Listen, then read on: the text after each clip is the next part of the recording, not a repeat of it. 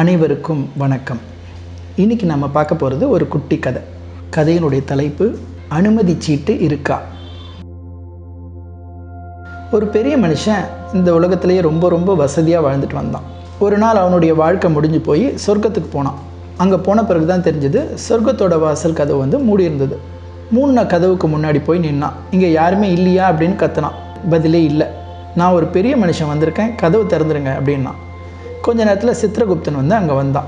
உடனே அந்த பெரிய மனுஷன் தன்னோட சட்டப்பையிலேருந்து ஒரு 10 ரூபாய் நோட்டை எடுத்து அவன் கையில் திணிச்சான். இதை வச்சுக்கோ, கதவை தர, நான் உள்ளே போகணும் அப்படின்னா. சித்திரகுப்தன் சிரித்தான். இதெல்லாம் உங்கள் பூலோக நடைமுறைகள், இந்தமாரி லஞ்சம் கொடுக்கறதுலாம் இங்கே நடக்காது, கதவை திறக்க சொல்கிறது அதெல்லாம் இங்கே ஒன்றும் எடுபடாது அப்படின்னா நான் எப்படி தான் உள்ளே வர்றது, சொர்க்கத்துக்குள்ளே போகிறதுக்கு அனுமதி சீட்டு வச்சுருக்கியா அப்படின்னு கேட்டார் சித்திரகுப்தன். அது எங்கே கிடைக்கும், எவ்வளோ செலவானாலும் பரவாயில்ல, நான் வாங்கிக்கிறேன் அப்படின்னா. அதெல்லாம் காசு கொடுத்து வாங்க முடியாதுப்பா, வேறு எப்படி வாங்குறது, அடுத்தவங்களுக்கு ஏதாவது உதவி செஞ்சால் தான் அது கிடைக்கும். என்ன சொல்கிற நீ, பூலோகத்தில் நீ செய்கிற புண்ணிய காரியங்கள் தான் சொர்க்கத்தில் நுழையிறதுக்கான அனுமதி சீட்டு. இப்போ நான் உள்ளே வர என்ன வழி, பூலோகத்தில் நீ யாருக்காவது உதவி செஞ்சுருக்கியா? பெரிய மனுஷன் ரொம்ப நேரம் யோசித்தான். அதுக்கப்புறம் சொன்னால், ஒரு நாள் நான் ஒரு கிழவிக்கு 10 காசு தானம் கொடுத்துருக்கேன். அப்புறம் இன்னொரு நாள் ஒரு அனாதை பையனுக்கு 5 காசு கொடுத்துருக்கேன்.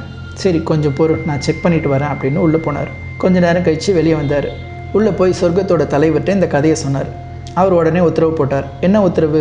அந்த 15 காசை அவங்ககிட்ட திருப்பி கொடுத்துட்டு சொன்னார் அப்படின்னாரு. அப்புறம் உன்னை நரகத்துக்கே அனுப்பி வச்சுட்டு சொன்னார். பெரிய மனுஷன் மயங்கி விழுந்தான். ஆன்மீக உலகில் பயணம் செய்கிறவர்கள் புரிந்து கொள்ள வேண்டிய ஒரு முக்கியமான பாடம், காசு கொடுத்து சொர்க்கத்தை வாங்க முடியாது, ஆனால் கருணையை கொடுத்து அதை சுலபமாக வாங்க முடியும்.